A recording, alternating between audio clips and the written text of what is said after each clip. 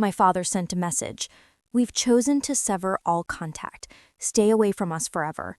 My sister liked the text. I responded, "I'll remove my name from every loan tomorrow." By midnight, the family chat was a storm of capitalized yelling. I was on my lunch break at work, skimming emails when the notification popped up. Dad's name appeared at the top of my screen, and for half a second, I thought maybe he was checking in, maybe asking how the presentation went last week, or if I'd heard back about the promotion. Something normal, something that acknowledged I existed as more than a convenient signature on paperwork. The message loaded and I read it twice before the words actually registered. "We've chosen to sever all contact. Stay away from us forever." No preamble, no explanation, just a cold, clinical declaration that I'd been excommunicated from the family I'd spent 29 years bending over backward to support. My phone buzzed again before I could even process the first blow. Madison had liked the message. My younger sister, the golden child who never met a family drama she couldn't make worse, had actually taken the time to react with a thumbs-up emoji to our father telling me to disappear. I sat there in the break room, my half-eaten sandwich forgotten on the table, staring at that little blue thumb. The fluorescent lights hummed overhead. Someone's leftovers were rotating in the microwave, filling the air with the smell of reheated fish. Everything felt surreal, like I'd slipped into an alternate dimension where my family could just discard me via text message, and my sister would celebrate it. My hands were shaking when I typed out my response. I didn't let myself think too hard about it, didn't draft and redraft like I usually did when communicating with them. I just wrote what came to mind and hit send. "I'll remove my name from every loan tomorrow." Then I turned off my phone, finished my lunch, and went back to work. I had a meeting with a client at 2, and I wasn't going to let my family's latest dysfunction ruin my professional life the way they'd ruined everything else. The thing is, I'd always been the responsible one. While Madison was partying through college on mom and dad's dime, racking up credit card debt and changing majors every semester, I was working 2 jobs to pay my own tuition. When mom wanted to refinance the house to take a European vacation, I was the one who co-signed because my credit score was immaculate and theirs was in the toilet.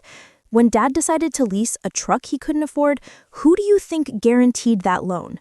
When Madison needed a car after totaling her 3rd one, who signed as the primary borrower because her credit was so trash no dealership would touch her? Me. Always me.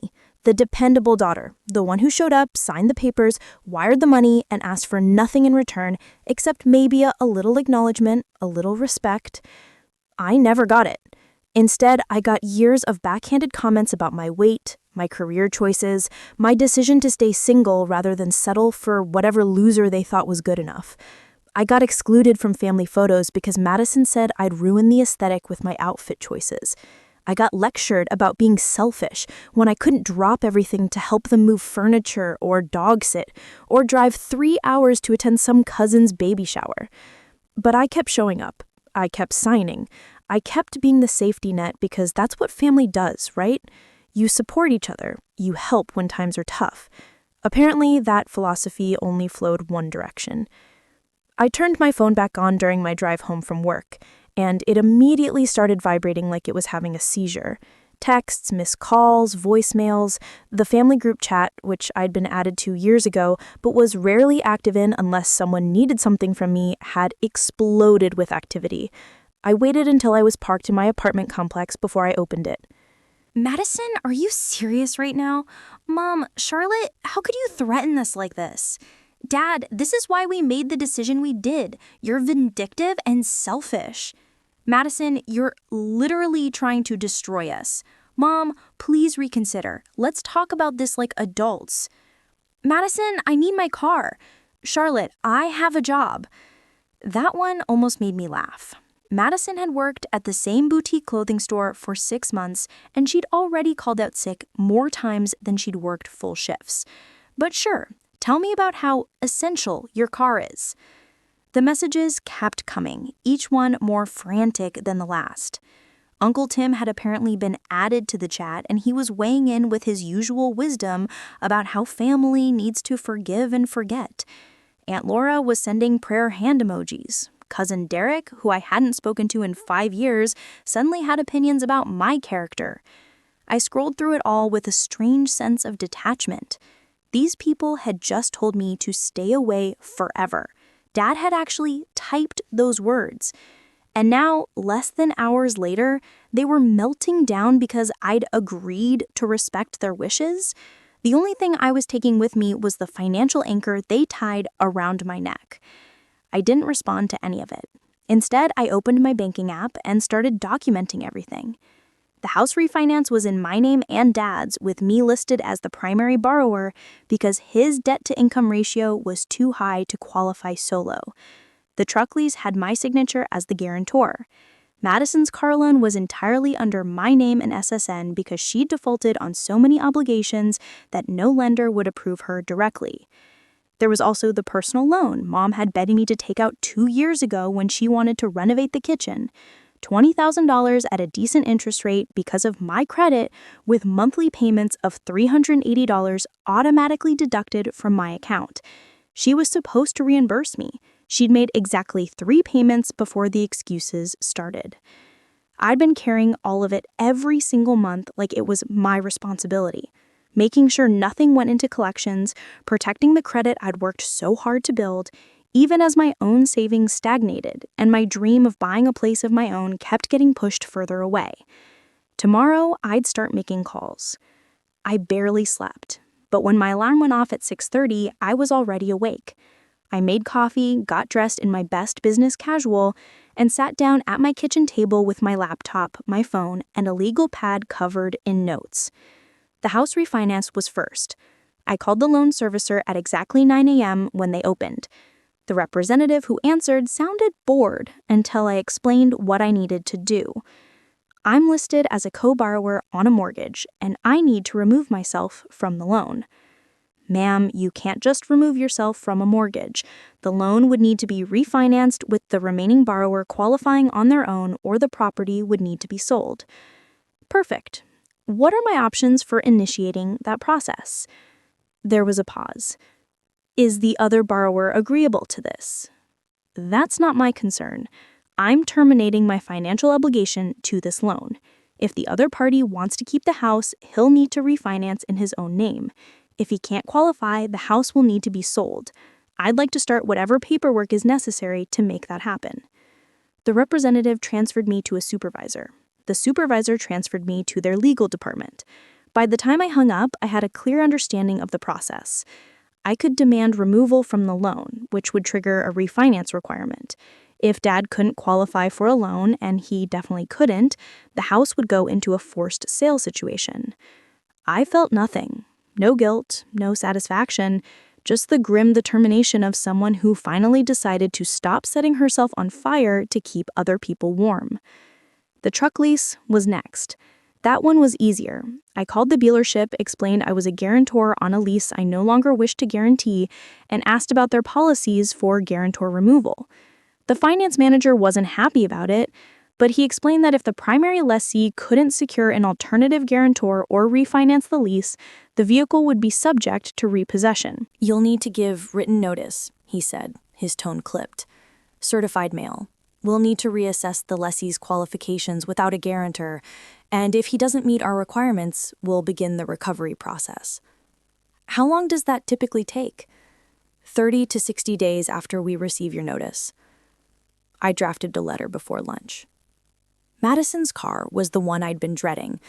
The loan was entirely in my name. Legally, it was my car. She was just driving it because I'd been trying to help her get back on her feet after her last disaster. The insurance was under my policy, the registration was in my name. I could just take it back. The thought sat with me while I ate a salad at my desk, scrolling through the increasingly unhinged messages in the family group chat. Mom was now claiming I was having some kind of breakdown and needed therapy. Dad was threatening to sue me for financial abuse, which would have been funny if it weren't so perfectly on brand. Madison had sent about 40 messages, ranging from angry to pleading to angry again, with several voice memos thrown in that I didn't bother listening to. Uncle Tim had apparently appointed himself the family mediator and was trying to organize some kind of intervention conference call. Aunt Laura was still sending prayers, but had also started subtly implying I was being controlled by Satan. The thing was, I didn't feel out of control. For the first time in years, I felt like I was thinking clearly. I called a friend from college who'd gone to law school and now practiced family law in a different state. We'd stayed close, mostly through occasional text messages and annual birthday calls, but she'd always been someone I could trust. Lauren, hypothetically, if someone co-signed on a bunch of loans for family members and now wanted out, what would be the cleanest way to handle it? She was quiet for a second. Charlotte, is this about your family? Hypothetically, right? Hypothetically, if someone had their name on loans as a guarantor or co-borrower, they'd have legal options depending on the specific loan types. Mortgages are trickier and usually require refinancing or sale. Car loans and leases can often be resolved by demanding removal and forcing the primary borrower to requalify. Personal loans depend on the terms, but if you're the primary borrower and someone else benefited, you could potentially sue for repayment, though that's messy and expensive. What if the car loan is entirely in the hypothetical person's name and they just let a family member use the vehicle? Lauren laughed, but it wasn't a happy sound. Then, hypothetically, that person owns the car and can repossess it whenever they want. It's their property. What did your family do to you? I told her. Not everything, but enough. The years of being taken for granted, the financial burden I'd been carrying, the constant criticism and exclusion, the text message from Dad and Madison's thumbs up. When I finished, Lauren was quiet for a long moment. "Take the car," she finally said. "Take it today. Don't tell them you're coming. Just go get your property back before they can hide it or disable it or do something stupid. And Charlotte, document everything. Every loan, every payment you've made, every text message. If they try to take legal action against you, you'll need proof that you've been more than fair." I left work early, claiming a family emergency.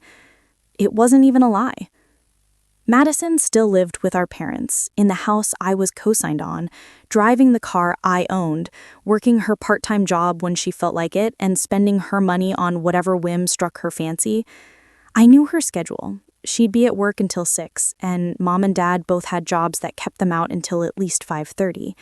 I had a spare key to the house and a spare key to the car. I'd kept them for emergencies, never imagining I'd be using them like this. The neighborhood looked exactly the same as always when I pulled up. Neat lawns, identical suburban houses, American flags on a few porches. I had grown up 3 blocks away in the smaller house my parents had sold before they upgraded to this one, the one they'd needed me to co-sign for because their credit was wrecked from years of living beyond their means. Madison's car, my car, was parked in the driveway, gleaming white in the afternoon sun. I'd made every payment for 3 years. I'd paid for the insurance, the registration, the maintenance. I'd eaten the cost when she'd gotten a speeding ticket and didn't bother to pay it until it went to collections, tanking the insurance premium. I parked on the street, walked up to the car with my key, and unlocked it. The interior was a disaster, as expected. Fast food wrappers on the floor, makeup scattered across the passenger seat, someone's jacket crumpled in the back. It smelled like artificial cherry air freshener and stale French fries. I started the engine and drove away. It felt surreal, like I was stealing something, even though it legally belonged to me. I kept expecting someone to run out of the house and yell at me to stop, or for the police to pull me over.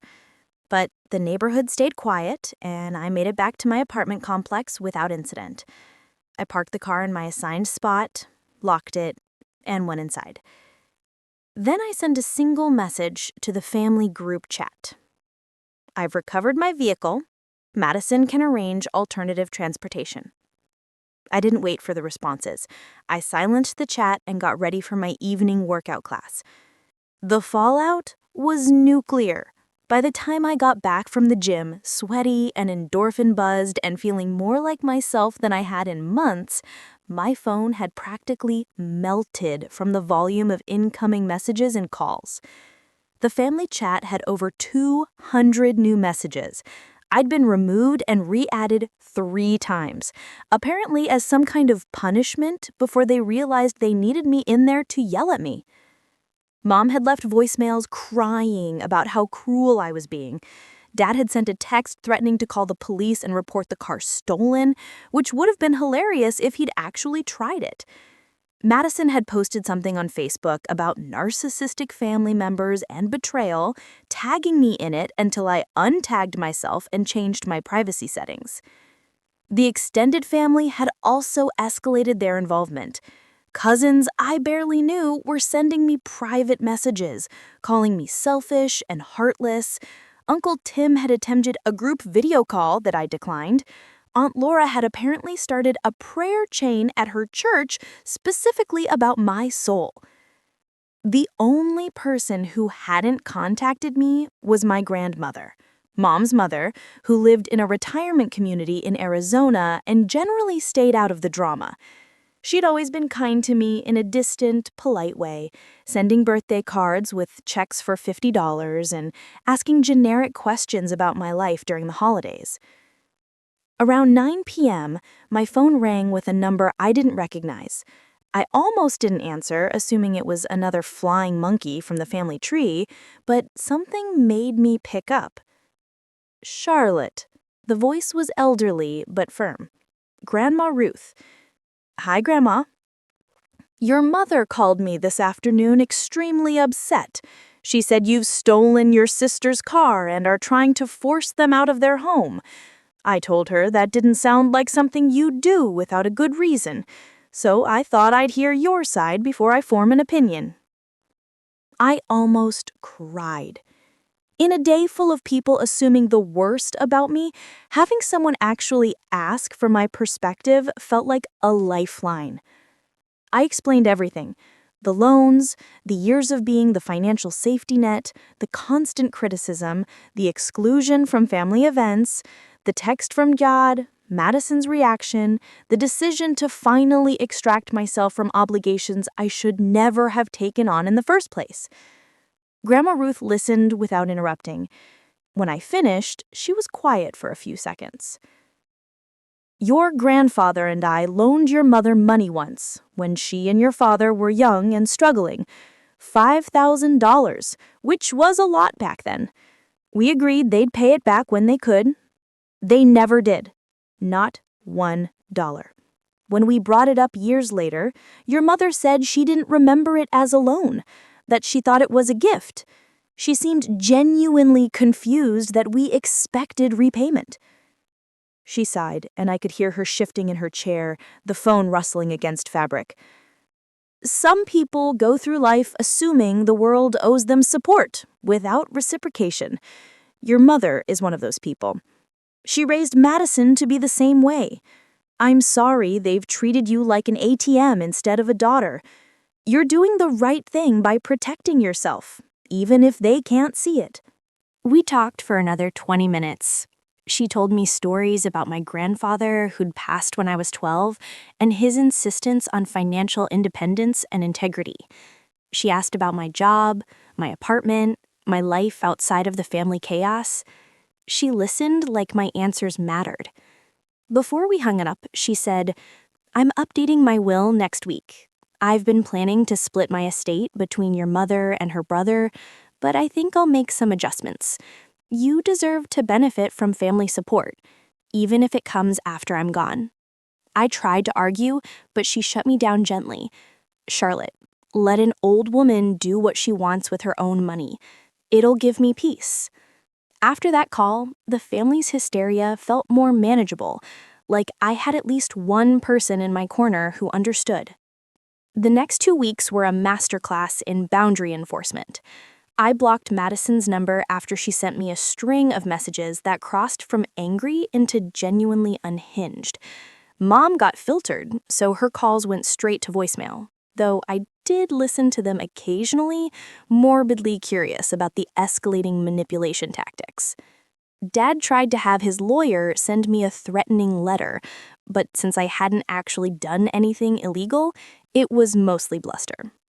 The house refinance process moved forward. Dad applied to refinance the mortgage in his name alone and was, unsurprisingly, denied. The loan servicer began proceedings for a forced sale. I contacted a real estate attorney to make sure my interests were protected and that I'd receive my portion of any equity once the house sold. The truck lease was easier. The dealership sent Dad a letter demanding he either provide a new guarantor or return the vehicle. He managed to find somebody from work who agreed to co-sign, probably without fully understanding what he was getting into, so at least that problem resolved itself without the truck being repossessed. Madison's transportation situation became a whole saga on social media. She posted daily about the injustice of having her car stolen by her terrible sister, conveniently leaving out the part where it had never been her car to begin with. She set up a GoFundMe to raise money for a new vehicle, which raised about $300 before people apparently got tired of her story. Eventually, Mom and Dad bought her some ancient Honda Civic from Craigslist, which she immediately complained about online because it wasn't new and didn't have the features she wanted. I watched all of this from a distance, my social media accounts locked down tight, feeling nothing but a vague sense of relief that I wasn't part of the circus anymore. Work became my sanctuary. I threw myself into projects, volunteered for extra responsibilities, stayed late to help colleagues who were swamped. My boss noticed and mentioned it in a one-on-one meeting. "You've really stepped up lately. The client presentation last week was exceptional, and I've heard great things about how you're mentoring the new hires." "Thanks, I've just had some extra energy to redirect recently." She smiled knowingly. Sometimes cutting dead weight from our personal lives frees us up to thrive professionally. Keep it up. We're talking about promotions in the next few months, and your name is definitely on the list. I left that meeting feeling lighter than I had in years. 3 months later, I got the promotion, a title bump to senior account manager and a 15% raise. The extra money went straight into my savings account, building towards something that was actually mine. The house sold after 3 months on the market. It was a decent property in a good school district, so it moved relatively quickly, despite the forced sale circumstances. After the mortgage was paid off and the realtor's commission taken out, there was about $40,000 in equity. My attorney made sure I received my portion, which came to $20,000 once everything was divided appropriately. Since I'd been making the majority of the mortgage payments for years, while Dad contributed minimally, my lawyer had documented everything to justify the 50-50 split of the remaining equity. Dad sent me a text calling me a vulture for taking their money. I didn't respond. Just forwarded the message to my attorney, in case we needed it later. What surprised me most during those months wasn't the anger from my family. I'd expected that. What caught me off guard were the people who crawled out of the woodwork to share their own stories. My dental hygienist during a routine cleaning mentioned she'd overheard me on the phone in the waiting room weeks earlier and had been thinking about her own situation with her brother ever since. A guy from my gym, someone I'd exchanged maybe 10 words with total, approached me one day and said his girlfriend had been supporting her entire family for years, and it was destroying their relationship.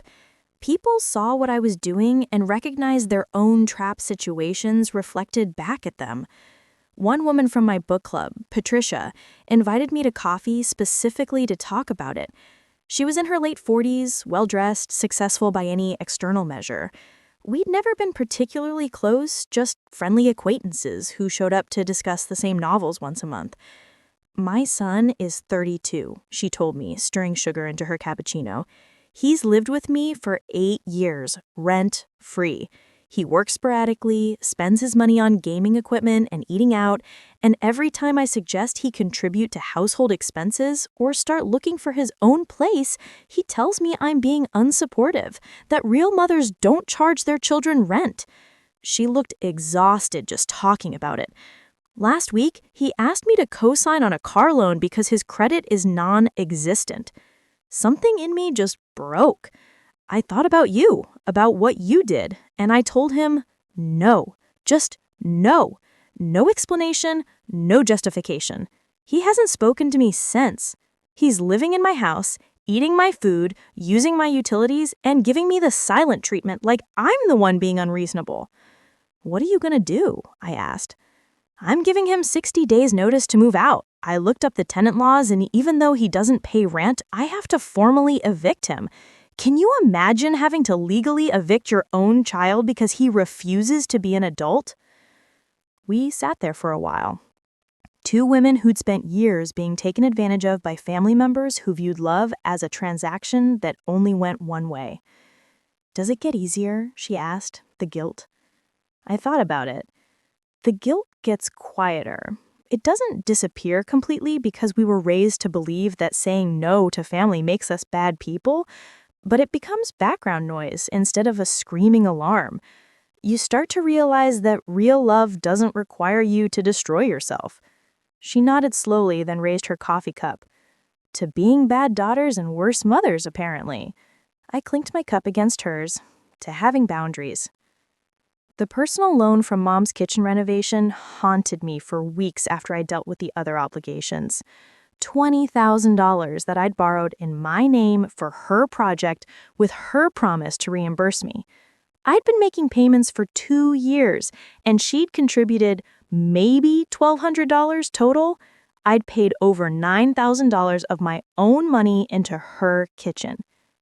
My attorney suggested I could sue for repayment, but the cost of litigation would eat up a significant portion of what I'd recover, and the emotional toll wasn't worth it. Instead, I made a calculated decision. I stopped making payments. My credit score took a hit. It dropped about 60 points over the course of 8 months as the missed payments stacked up. The account went delinquent, got charged off, and eventually sold to a collections agency. It hurt to watch, like seeing something I'd carefully built get deliberately damaged. But here's the thing, that loan was going to follow me for years either way. At least this way, I wasn't hemorrhaging $380 a month into a black hole. The collections agency contacted me about 6 months after I'd stopped paying. By that point, the remaining balance with fees and interest had ballooned to around $13,000. I negotiated a settlement for $5,000, paid it in one lump sum using part of the money from the house sale, and got the agreement in writing that the debt would be marked as settled and removed from my credit report within 90 days. The math worked in my favor. Finally, I'd paid about $9,000 over 2 years, plus $5,000 to settle, $14,000 total on a $20,000 loan that had never been mine to begin with. Mom got a $6,000 discount on her kitchen renovation, courtesy of my willingness to torch my credit score temporarily. Mom never said a word about the missed payments, which told me everything I needed to know. She hadn't been monitoring it, hadn't cared enough to check if I was still carrying her burden. The loan had stopped being real to her the moment she'd gotten the renovated kitchen she wanted. I kept the settlement letter in my filing cabinet, a reminder that sometimes you have to break something to fix it. Around the same time, Madison's social media presence became increasingly unhinged. She'd moved from complaining about me specifically to posting vague rants about toxic people and fake family members and narcissists who abandon you when you need them most. She discovered psychology terminology and was wielding it like a weapon, diagnosing everyone who had ever disagreed with her with various personality disorders. She posted a long Facebook note titled "My Truth" that detailed her version of events. In her story, I was a jealous, controlling older sister who'd always resented her for being prettier and more popular. The loans I co-signed were reframed as gifts I'd offered voluntarily and was now vindictively taking back. The car I'd repossessed was described as something she'd been making payments on, which was fiction so bold it almost impressed me. The comment section was a mix of supportive friends who didn't know any better, and a few brave souls who pointed out inconsistencies in her narrative. One former coworker of hers wrote, "But didn't you tell me your sister paid for everything and you were just borrowing the car?" Madison deleted the comment within minutes and blocked the person. I watched all of this from my locked-down profile, feeling a strange mix of pity and vindication. She was so desperate to be the victim that she'd constructed an elaborate alternate reality where nothing was her fault and everyone else was the problem. My therapist had warned me about this. People who've never been held accountable will do anything to avoid starting now. They'll rewrite history, recruit allies, create chaos. Don't engage with it. Let her have her version of events, and you keep living in reality. So, I did. I let Madison perform her victimhood for an audience of people who'd eventually get tired of the show. I focused on my actual life, the one I was building in the real world, with real consequences and real accomplishments. Mom and Dad downsized to a small rental across town. Madison moved with them. Naturally, I heard through the grapevine that they blamed me for their reduced circumstances at every opportunity, telling anyone who'd listen about their cruel daughter who destroyed the family. Some people believed them. A few acquaintances from high school unfriended me on social media. A couple of distant relatives sent me messages about the importance of forgiveness and honoring thy parents. But I also heard from people I didn't expect.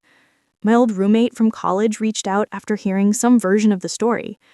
When I told her the truth, she admitted she'd always thought my family treated me poorly, but hadn't felt like it was her place to say anything. A former coworker who'd moved out of state sent me a message saying her family had used her the same way and that cutting them off financially had been the best decision she'd ever made.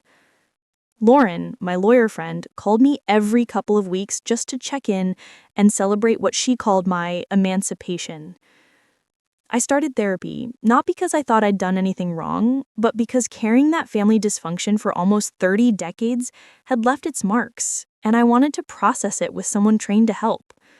My therapist was a no-nonsense woman in her 60s who validated my choices in the first session and spent the subsequent ones helping me work through the complicated grief of losing a family that had never really valued me anyway. "You're mourning the family you deserve to have," she told me in one session. "The parents who should have been proud of you and supported you. The sister who should have been your friend. It's okay to grieve that loss, even while you recognize that the reality never matched the ideal." 6 months after Dad's text message, I was sitting in my favorite coffee shop on a Saturday morning, reading a book and enjoying a latte when someone approached my cable.